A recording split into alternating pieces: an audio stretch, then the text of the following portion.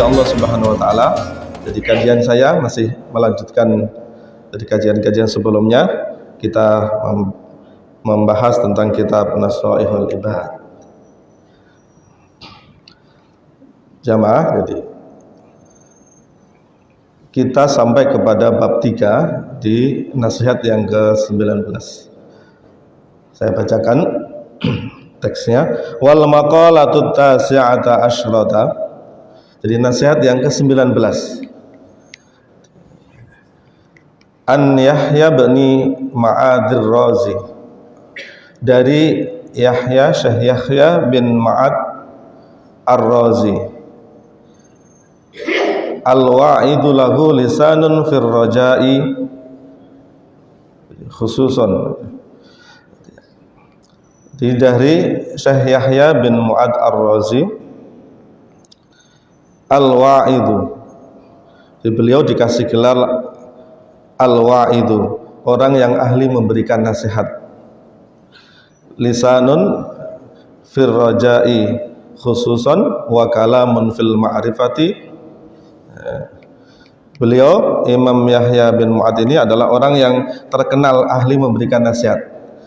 Kalau berpidato menyampaikan nasihat luar biasa gitu. Dan sangat diharapkan oleh banyak orang, baik dengan lisan maupun wa kalamun fil ma'rifah, maupun ucapan-ucapannya tentang ma'rifat kepada Allah Subhanahu wa taala. Ada salah satu syekh namanya Mu'ad, Yahya bin Mu'ad. Kharaja ila Balkha wa aqama biha muddata. Beliau ini keluar ke Al-Balkha, negeri Balkh. Negeri Balkh itu kalau kita lihat peta zaman sekarang itu masuk ke daerah Afghanistan. Sekarang kondisinya dia masuk ke negara Afghanistan. Jadi Syekh Yahya ini pernah pergi ke negeri Afghanistan kalau sekarang. Wa aqama biha muddatan, dan dia di sana berada di Balkh tadi beberapa tahun. Wa raja'a ila Naisabur, kemudian ia kembali ke Naisabur. Naisabur, Bapak Ibu sekalian, Naisabur itu sekarang negara Iran. Di dalam kitab-kitab klasik, Naisabur ini sangat terkenal. Daerahnya 1000 ulama, terkenal karena di daerah Naisabur inilah lahir para tokoh-tokoh ulama yang kita anut sampai hari ini. Jadi Imam Muslim, Imam Ibnu Baihaqi, Imam Ibnu Khuzaimah.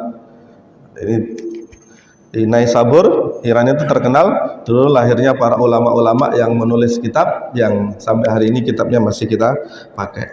Begitu juga Syekh Yahya bin Ma'ad ini, setelah dia mengembara di Balkha, setelah mungkin masa tuanya, ya kembali ke Naisabur. Wa mata biha sanata samanin wa khamsina wa mi'atain. Kemudian sampai wafatnya beliau pada tahun 258 Hijriah. 258 Hijriah, sekarang 1446 Hijriah. Jadi sudah 1000 tahun lebih, 1200 tahun. 1000 tahun lebih pokoknya. Ini jamaah sekalian. Jadi Allah begitu ketika mengangkat derajat seseorang, boleh jadi hidupnya adalah hidup yang baik untuk meraih ridho Allah Subhanahu wa taala. Hidupnya dipakai untuk kebaikan, mengajarkan ajaran Allah Subhanahu wa taala, ajaran Islam, sehingga orangnya dikekalkan oleh Allah Subhanahu wa taala, diabadikan sampai 1000 tahun, masih kita bahas sampai sekarang. Dikenang banyak orang, diikuti ucapannya, keteladanannya. Dan hari ini kita termasuk orang-orang yang mengambil manfaat dari Syekh Yahya bin Ma'ad. Karena hidupnya 258, berarti ini tergolong, jadi namanya hidupnya para tabi'in, ya. Muridnya para sahabat. Jadi sahabat punya murid, ini muridnya lagi boleh jadi. tabi'ut tabi'in, orang-orang yang mengikuti sahabat Nabi, sehingga Rasulullah pun berpesan kalau kita mau selamat, jadi para ulama juga sepakat kalau kita mau selamat maka ikuti ulama salaf. Ulama salaf itu ulama yang hidup di tahun 300 tahun setelah wafatnya Nabi. Insya Allah kita termasuk orang-orang yang namanya ikut as-salafus sholih, orang-orang yang ikut ulama-ulama yang pernah hidup 300 tahun setelah kewafatan Rasulullah SAW. Kalau 300 tahun ke sini mungkin susah mencari ulama yang layak untuk diikuti, jemaah sekalian. Syekh Yahya bin Ma'ad Ar-Razi ini punya pesan atau kalam kepada kita semuanya. Tuba liman adrakad dunya qabla an tatsrukahu. Syekh Yahya berkata, tuba, sungguh sangat beruntung. Berarti ini pesannya tentang keuntungan, kemanfaatan bagi kita. Semua orang sungguh akan punya keuntungan yang sangat besar. Liman tarakad dunya qabla an tatsrukahu. Siapa saja yang meninggalkan dunia, qabla an tatsrukahu, sebelum dunia meninggalkannya. Jadi pesannya saya ini, sungguh sangat beruntung orang yang mampu meninggalkan dunia sebelum dunia meninggalkan dia. Maksudnya apa? Disyarih oleh Syekh Nawawi, al khairul kasiru liman sarrafa amwalahu fi anwa'il birri qabla dhihabiha anhu. Maksudnya meninggalkan dunia itu bukan berarti tidak mau kerja, diam saja, tidak ada aktivitas, pokoknya nggak mau ikut-ikut keriuhan dunia ini. Bukan begitu, tapi maksudnya adalah al khairul kasiru, seseorang akan mendapatkan anugerah yang sangat besar. Makna tuba tadi, liman sarrafa amwalahu, bagi siapa saja yang mentasarufkan hartanya.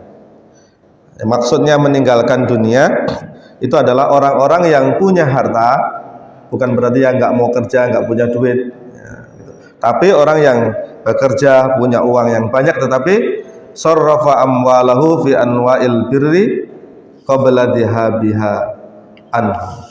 Jadi orang yang menggunakan hartanya untuk kebaikan-kebaikan sebelum harta itu hilang dari dirinya. Ini jamaah sekalian. Jadi antara harta dan kita, dunia dan kita ini Bapak Ibu sekalian, tidak akan pernah bisa menyatu. Kita dan dunia ini dan harta ini tidak akan pernah bisa menyatu. Kalau enggak kita yang pergi, maka dunia atau harta itu yang akan pergi dari kita. Jadi dia nggak akan selalu bersama. Jadi selama-lamanya mereka tidak bisa menyatu. Antara kita dan dunia ini semuanya tidak akan pernah menyatu. Kalau nggak kita yang mati duluan, ya dunia yang meninggalkan kita. Gitu.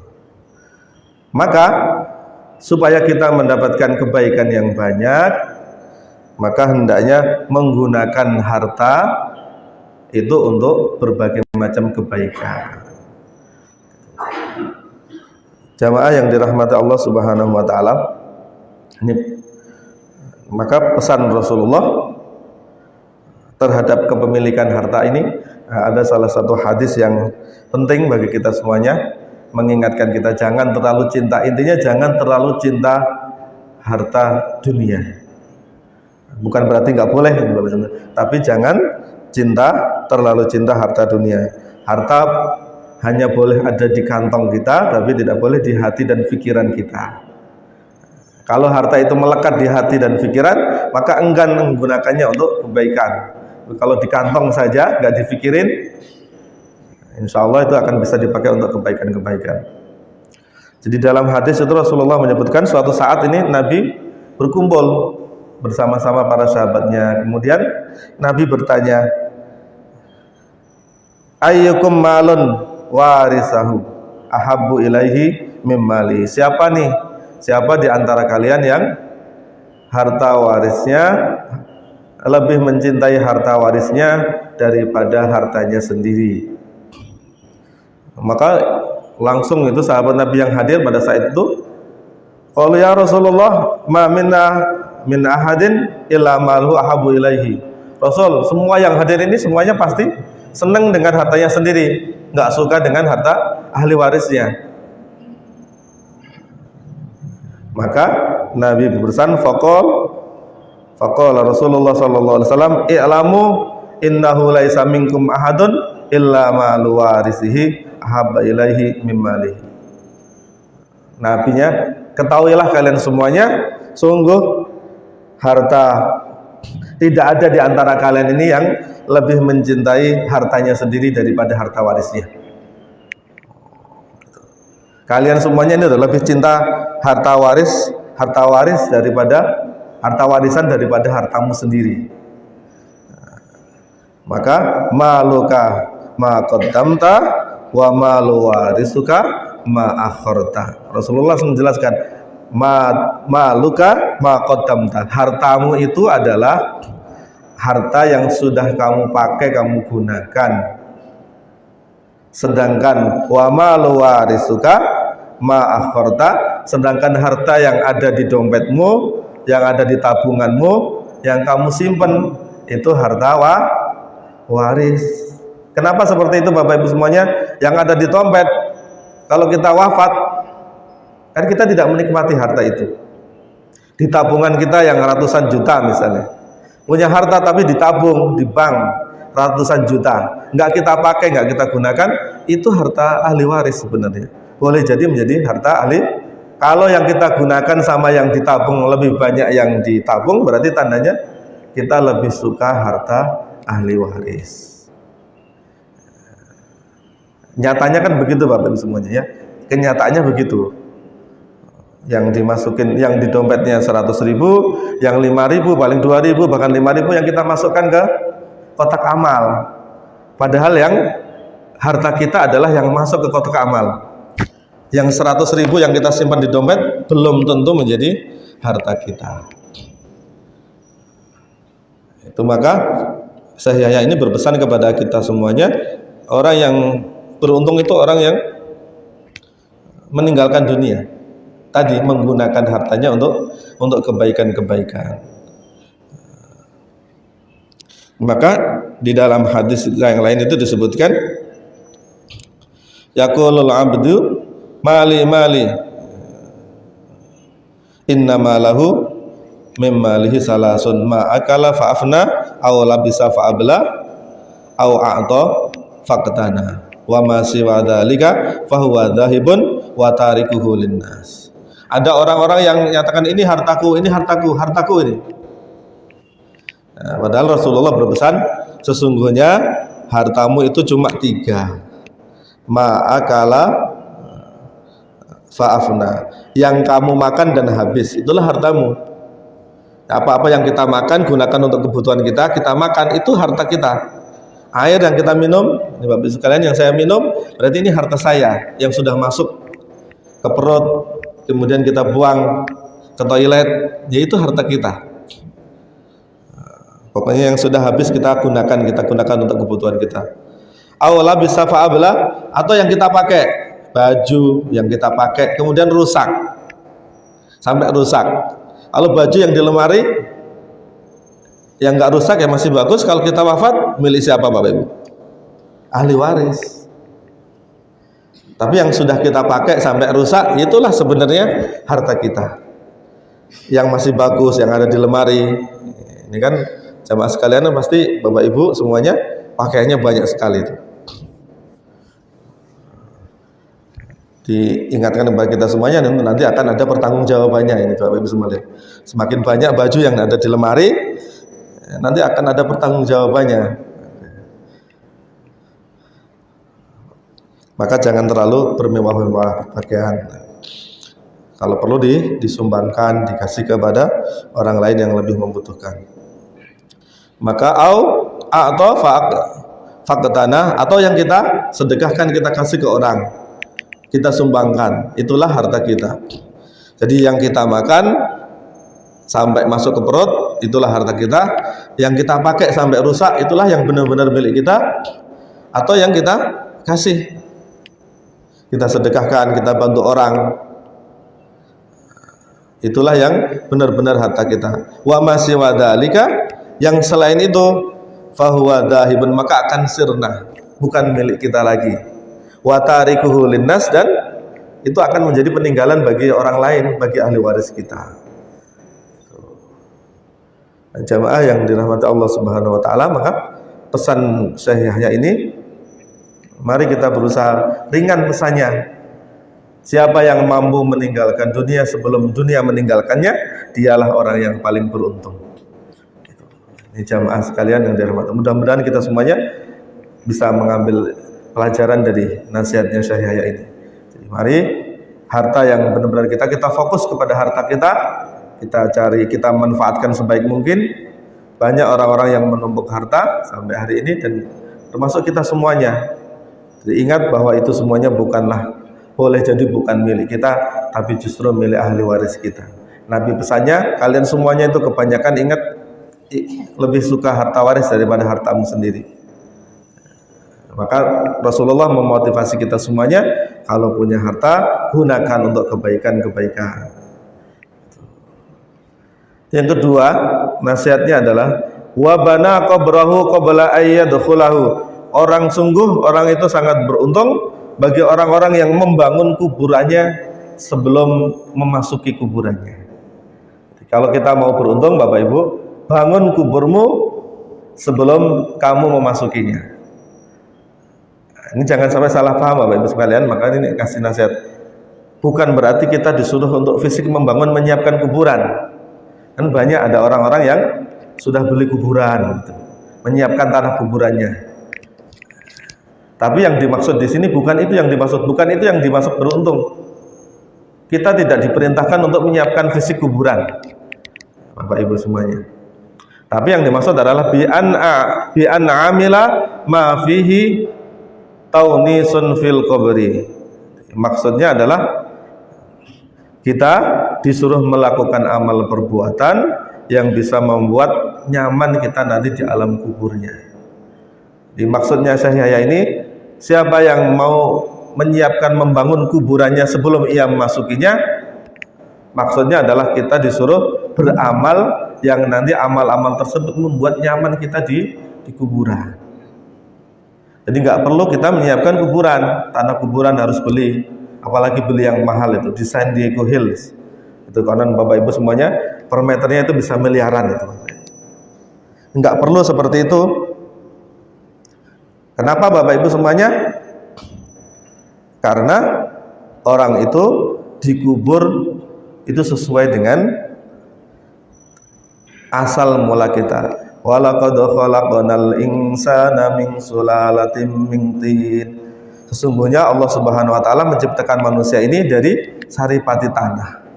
Nah, ini para ahli tafsir itu menyebutkan bahwasanya orang itu karena diciptakan dari tanah, maka dia akan wafat sesuai dengan tanah ciptaannya. Dulu diambilnya dari mana? Saripati mana yang menjadikan dia tanahnya itu, maka dia akan wafat di situ. Maka jangan takut misalnya pergi haji ke Mekah.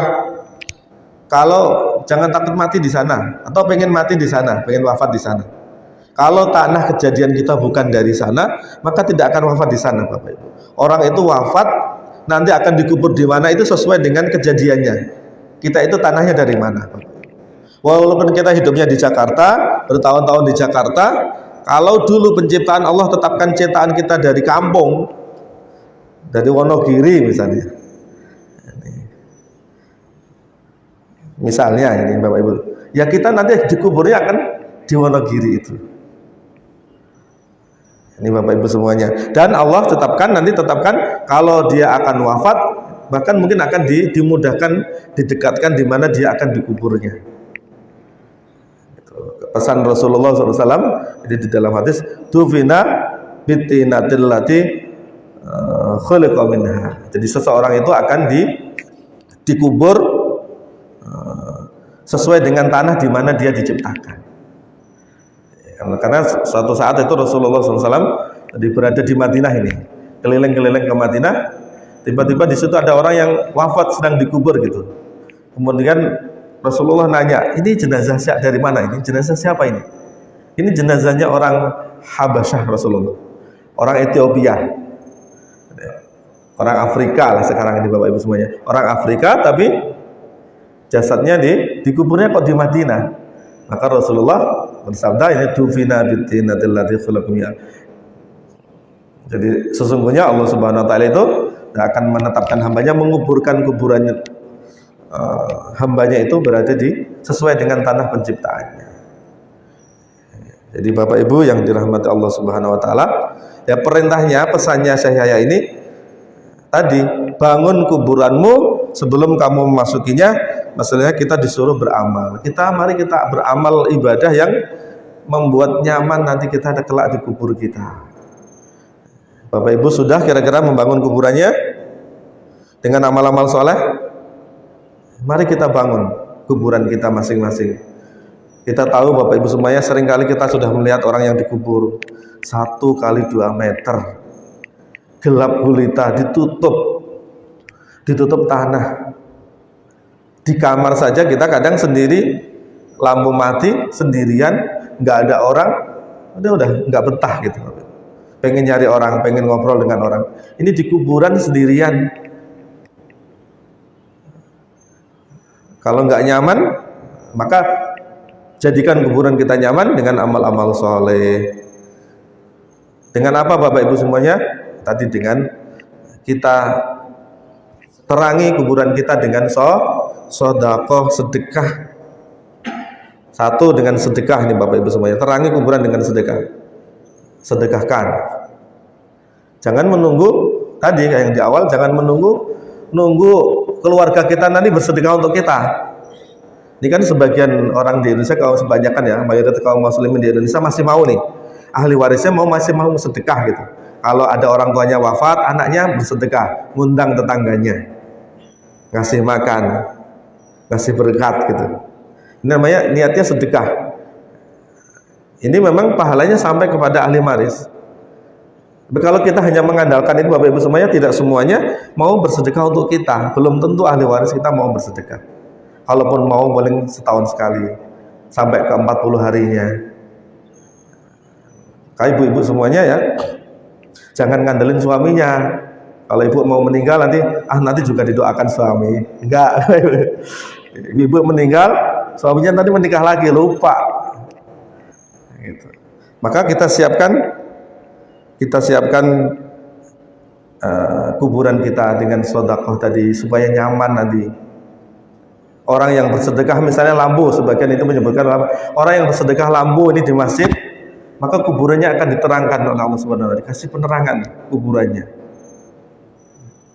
Sedekah untuk masjid karpet akan dapat pahala terus. Bahkan satu hal yang sangat dirindukan oleh ahli kubur itu sedekah.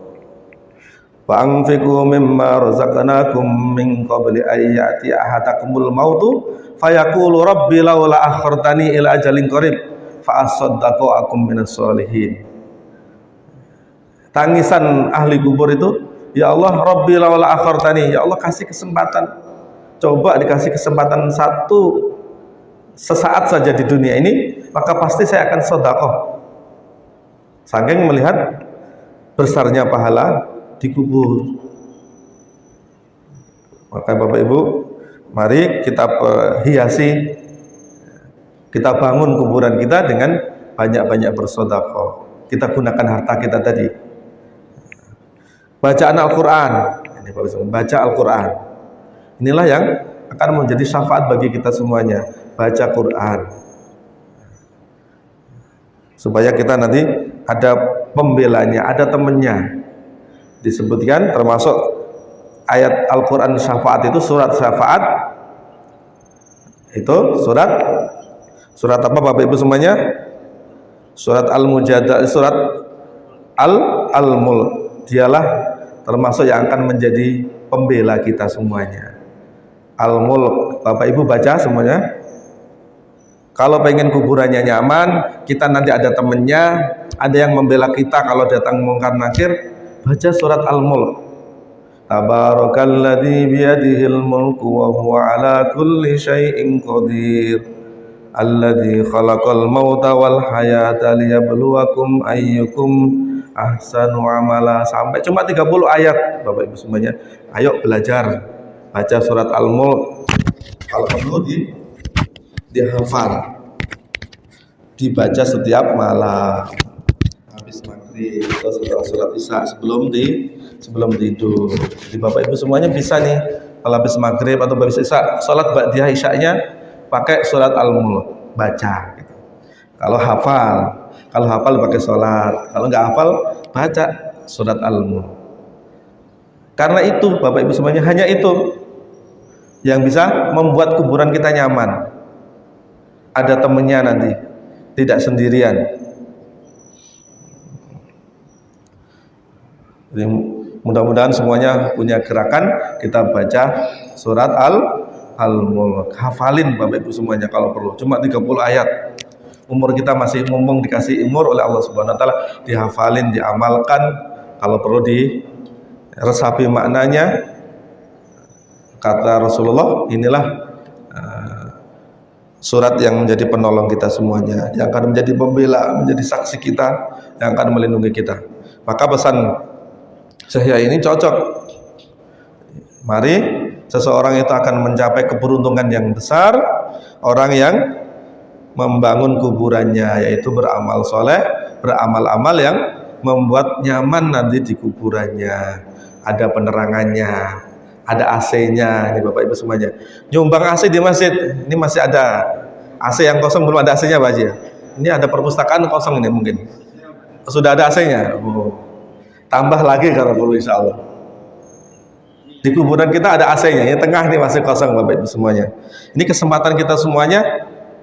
Mudah-mudahan dengan sumbangan itu, entah di kuburan kita ada AC-nya. Itu kan nyaman sekali. Ini membuat nyaman.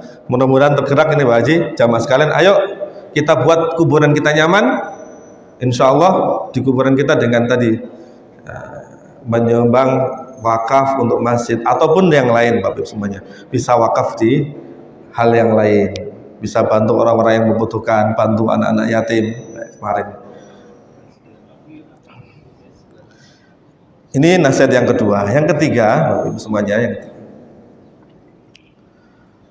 wa arda rabbahu qabla ayyalqahu. Wa arda rabbahu, sungguh di orang-orang yang beruntung adalah orang-orang yang ridha terhadap Tuhannya, terhadap Allah Subhanahu wa taala, qabla ayyalqahu, sebelum dia bertemu dengan Allah Subhanahu wa taala.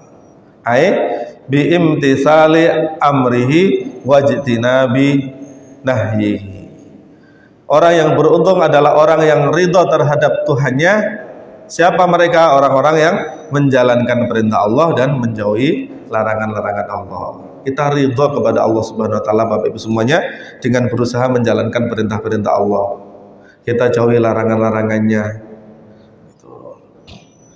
Kita berusaha untuk agar hati kita ridha, sehingga Allah pun akan meridhai kita semuanya. Berusaha Bapak Ibu semuanya, mari kita berusaha. Tadi yang Allah perintahkan, diperintahkan sholat, kita sholat, jangan ditinggalkan. Diperintahkan zakat, kita zakat. Perintahkan puasa, kita berpuasa. Ini akan membuat, ini tandanya bahwa kita ridho kepada Allah Subhanahu wa taala. Kalau kita ridho kepada Allah, insya Allah akan ridho. Ada juga dikasih tahu, dikasih dzikir oleh Rasulullah SAW supaya kita bisa ridho, banyak doa kepada Allah Subhanahu wa taala. Raditu billahi rabba wa bil islami dina wa bi Muhammadin nabiyya wa rasula. Bersama-sama Bapak Ibu semuanya.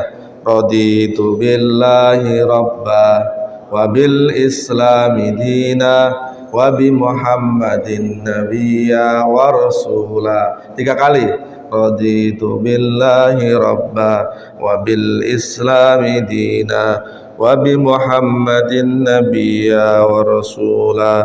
Raditu billahi rabba wa bil islami dina wa bi Muhammadin nabiyya wa rasula. Siapa yang baca ini pagi 3 kali, sore 3 kali, insya Allah Allah akan ridho. Kalau kita wafat, Allah akan ridho kita semuanya. Habis azan, habis ada suara azan, kita dengar suara azan, kita baca asyhadu alla ilaha illallah wahdahu la syarikalah wa asyhadu anna Muhammadan abduhu rasuluh raditu billahi rabbah. Ini termasuk ada sambungannya di hadis yang lain itu menyebut doa ini juga. Selain Allahumma rabb hadhihi da'wati ta', insyaallah Allah akan ampuni dosa-dosanya. Itu maka Bapak Ibu semuanya, mari kita dawamkan, kita berusaha untuk ridho kepada Allah, ridho Allah sebagai Tuhan kita dengan menjalankan perintahnya. Kita bantu dengan doa-doa kita, permohonan kita kepada Allah Subhanahu wa taala. Dengan tadi doa raditu billahi rabbah. Ini kan ringan Bapak Ibu semuanya, ringan dibaca kalau pagi, sore 3 kali. Dengar azan, boleh dibaca dengan azan. Insyaallah Allah akan ampuni dosa-dosa kita semuanya. Allah akan ridho kepada kita. Dan siapa yang baca doa itu kemudian wafat di hari itu, maka Allah akan ridho kepada orang ini. Kalau Allah ridho pasti masuk surga. Sebagian lagi menyebutkan baca surat Al-Ikhlas, perbanyak bacaan surat Al-Ikhlas. Zikir surat Al-Ikhlas. Ini kan yang gampang Bapak Ibu semuanya, yang mudah. Al-Ikhlas. Bahkan kalau kita sakit, ini Bapak Ibu semuanya, siapa saja yang sakit, zikirnya sebaiknya Al-Ikhlas.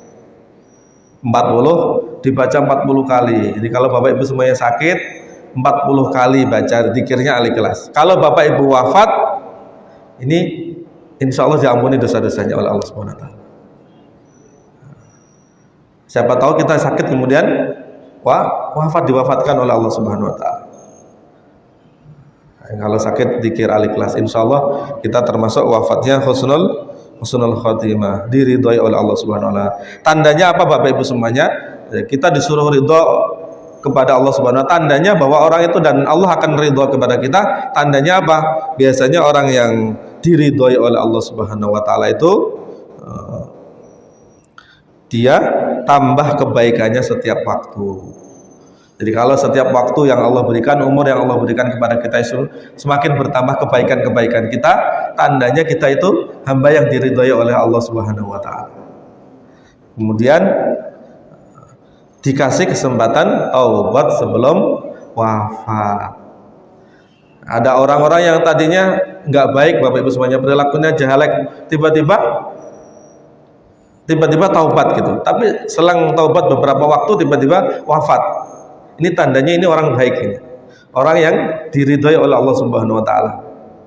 Tadinya perilakunya nggak bener kok. Tiba-tiba menjelang akhir hayatnya dia bertaubat, benar-benar taubat, kemudian jadi berubah jadi baik, kemudian wafat. Jadi orang yang diridhoi oleh Allah Subhanahu wa taala itu cirinya biasanya dikasih kesempatan taubat. Sebaliknya berarti kalau nggak ridho, nggak diridhoi oleh Allah, boleh jadi perilakunya baik tadinya, rajin sholat, rajin apa, tapi menjelang wafatnya justru malah berbalik, nggak mau sholat lagi, banyak melarang, meninggalkan perintah-perintah Allah. Nah ini tandanya bahwa orang tersebut tidak diridhoi oleh Allah Subhanahu wa taala. Yang ketiga, biasanya tandanya bahwa orang itu diridhoi oleh Allah, tandanya banyak manusia yang mencintai dia. Jadi disenangin banyak orang, dianggap sebagai orang baik. Inilah orang baik. Oh, Pak Haji ini orang baik. Pak Haji Syarifuddin ini misalnya dicintai banyak jamaahnya. Tandanya boleh jadi tandanya diridhoi oleh Allah Subhanahu wa taala. Tidak dibenci. Orang ini. Kalau banyak dibenci itu tandanya biasanya Allah tidak ridho.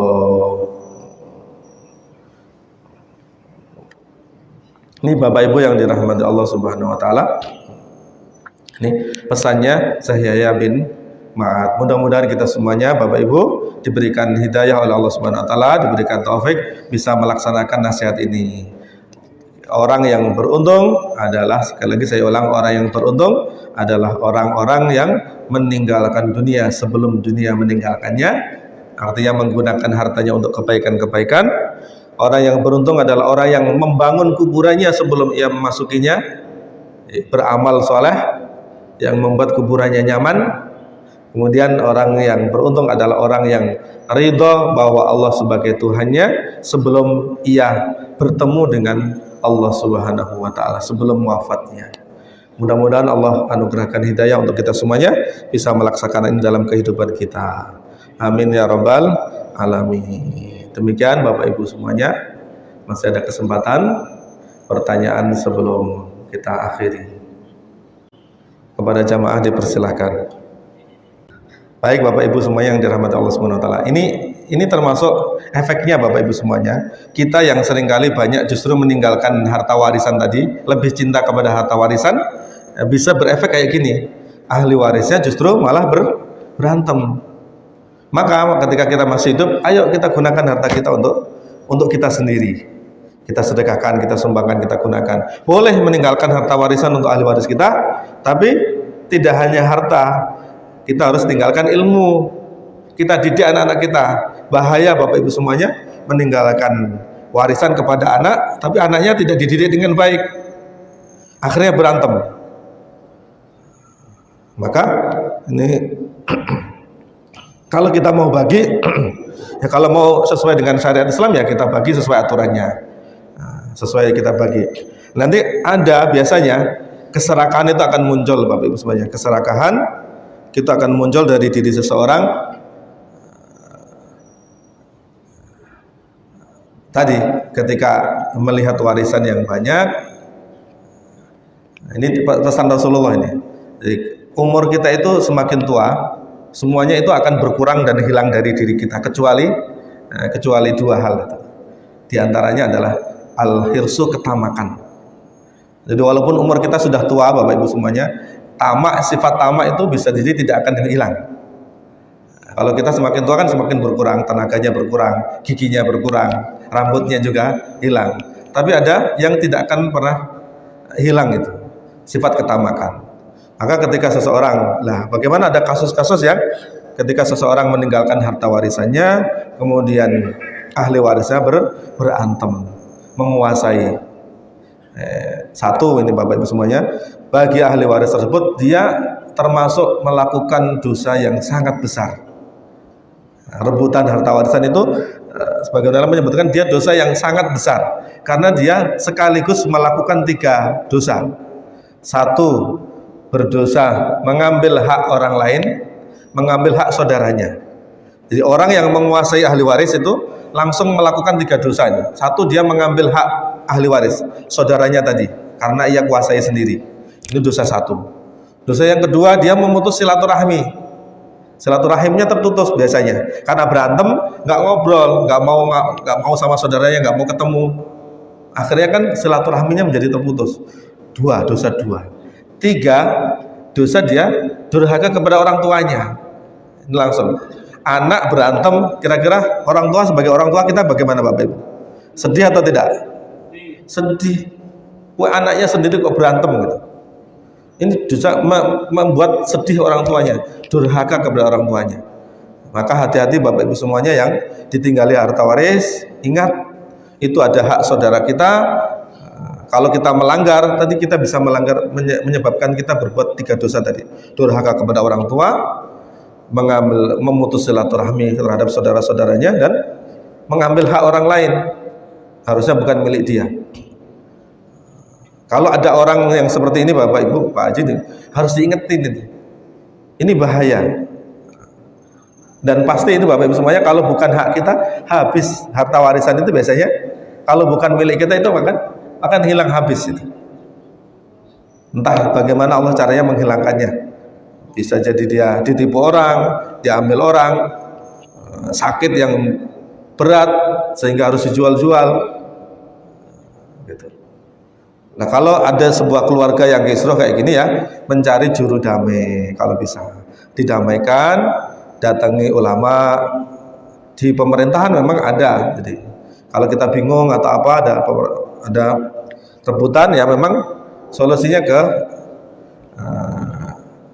KUA pertama ya. Mungkin kalau ke KUA nggak bisa, nanti ke pengadilan. Tapi ke KUA biasanya itu ada yang bisa kita, kalau pembagian harta waris dikasih nasihat lah. Kalau ini biasanya kan terkaitnya tentang hak yang satu orang yang atau satu atau dua dari ahli waris yang pengen menguasai.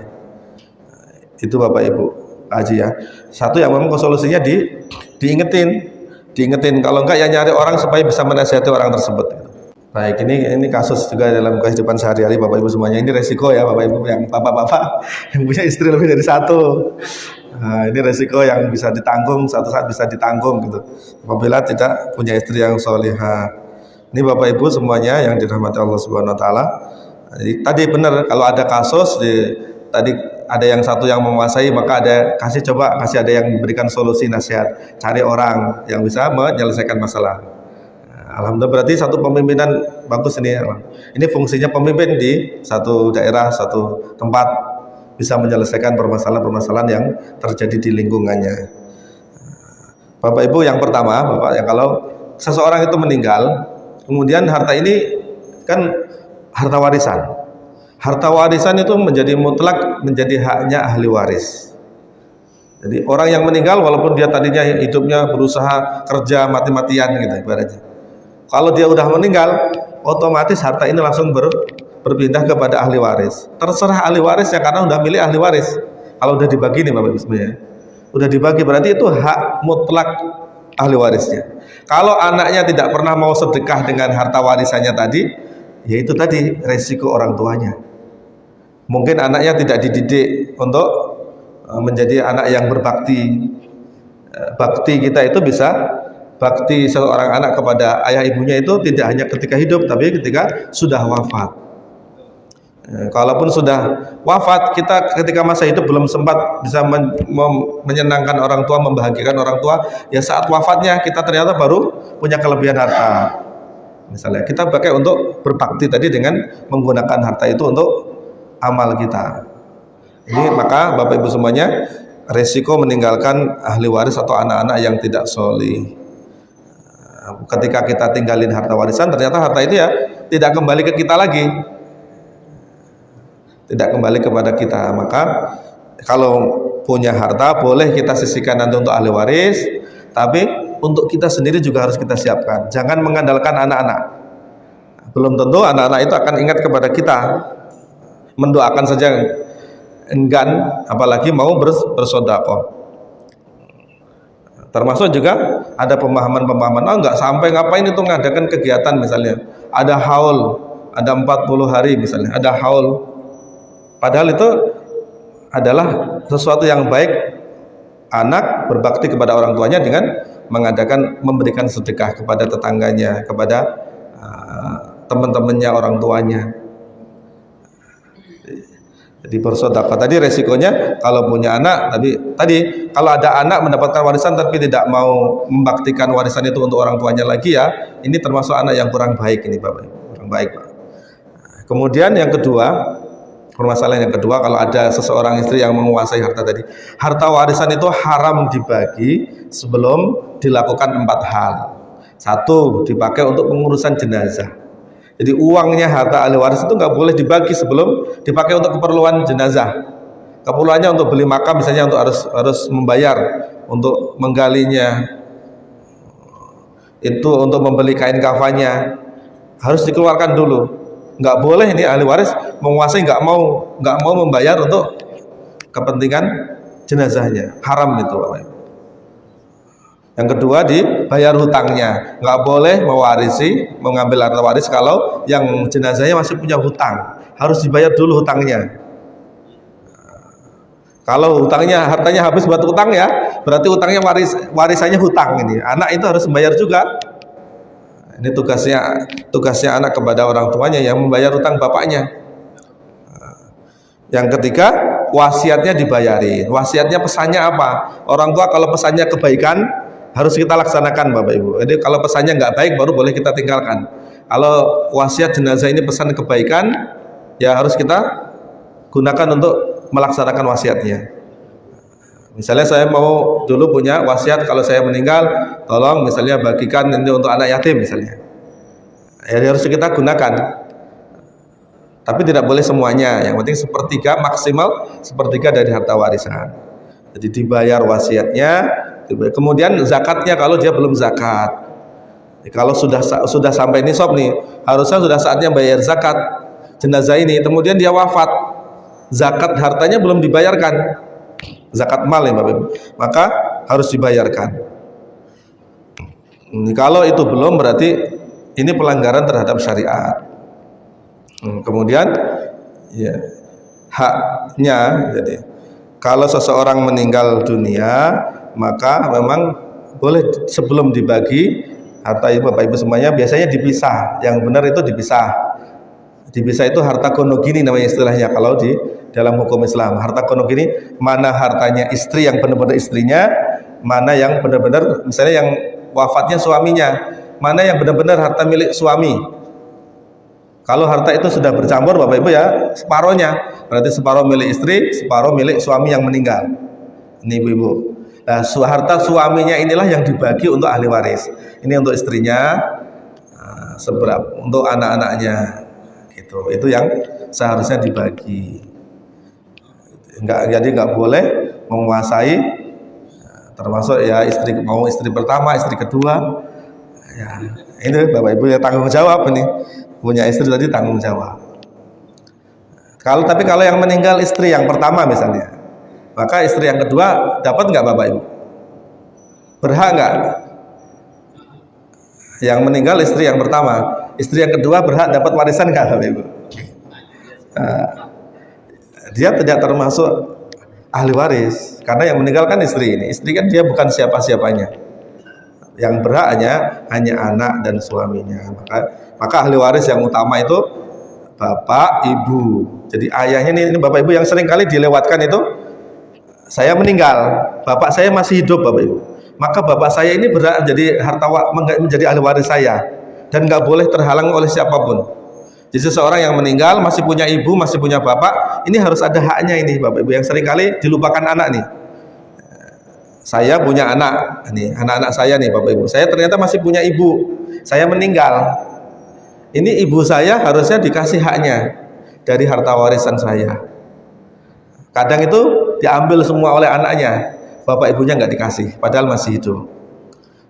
Padahal itu harusnya adalah hak orang tua. Meskipun kadang nih Bapak Ibu sebagai orang tua, kadang ya udah untuk kalian, tapi harus dikasih tahu, ini haknya orang tua ini loh. Ini punya ibu, ini punya nenek, punya kakek ini. Karena bapak saya udah meninggal, ini haknya kakek harus dikasih. Kalaupun nanti nggak mau nerima ya, udah ini buat kamu lah, itu namanya lain lagi, namanya sedekahnya kakek terhadap cucunya tadi. Tapi haknya harus dikasih.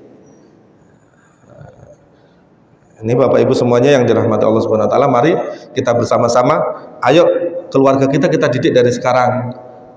Kalau bisa kita didik untuk mencintai hartanya sendiri, jangan mencintai ahli waris. Kita gunakan harta kita untuk anaknya untuk sekolah saja, biar punya ilmu. Kalau dia punya ilmu, punya sukses, nanti nggak bakalan rebutan warisan. Nggak bakalan ada rebutan warisan. Kalau dia udah sukses, sudah punya ilmu yang banyak, pengalamannya banyak, pasti bisa nyari kerja sendiri. Suruh bangga dengan hartanya sendiri, tidak harus mengandalkan harta warisan. Kemudian bagi kita semuanya, ya mari kita perbanyak gunakan harta kita sendiri untuk kebaikan-kebaikan. Insya Allah itu manfaatnya akan kembali ke kita. Boleh dikasih ke anak, tapi anak kita tadi jadikan dulu anak kita anak-anak yang soleh, kita didik supaya ketika kita wafat mereka masih ingat kita punya harta, niatnya sedekah. Ini Bapak Ibu, kalau kita sedekah seringkali kalau boleh jadi kita niatkan nih Bapak Ibu semuanya, ya Allah saya niat sedekah ini untuk ayah saya. Boleh itu Bapak Ibu semuanya. Dan itu yang diperintahkan Rasulullah sampai kepada ahli waris. Jadi maka sedekah sampai, doa kita sampai, bacaan kebaikan kita, bacaan Al-Quran juga sampai. Maka baca Fatihah, baca ayat Al-Quran, kita sampaikan pahalanya untuk orang tua. Kalau kita sedekah, kita niatkan untuk orang tua kita, insya Allah kita juga dapat, orang tua kita dapat. Bapak Ibu semuanya, mudah-mudahan kita semuanya dibuka hati kita oleh Allah Subhanahu wa taala, selalu ingat bakti kita kepada orang tua kita semuanya. Berbakti kepada orang tua itu nilainya sama dengan lebih utama daripada jihad fi sabilillah. Kalaupun orang kita sudah wafat, kita sedekahkan kita sebagai bakti kita kepada anak atau kita doakan orang tua kita, nilainya lebih tinggi daripada jihad fisabilillah. Kita berbakti meskipun orang tua kita sudah wafat. Tapi sebaliknya, kalau kita rebutan warisan, berantem sama saudara, kita dosanya berlipat-lipat Bapak Ibu semuanya. Mudah-mudahan kita terhindar dari ini, keluarga kita dihindarkan dari permasalahan-permasalahan tersebut. Ini Bapak Ibu. Demikian Bapak Ibu, cukup. Mudah-mudahan Allah berikan hidayah kepada kita semuanya, Allah berikan pertolongan, bisa melaksanakan apa yang kita dengar hari ini, kita pelajari, sehingga kita semuanya termasuk hamba-hamba yang beruntung nanti kelak di akhirat nanti. Demikian, wallahul muwaffiq ila aqwamit thoriq. Subhanakallahumma wa bihamdika asyhadu an la ilaha illa anta astaghfiruka wa atubu ilaik. Wassalamualaikum warahmatullahi wabarakatuh.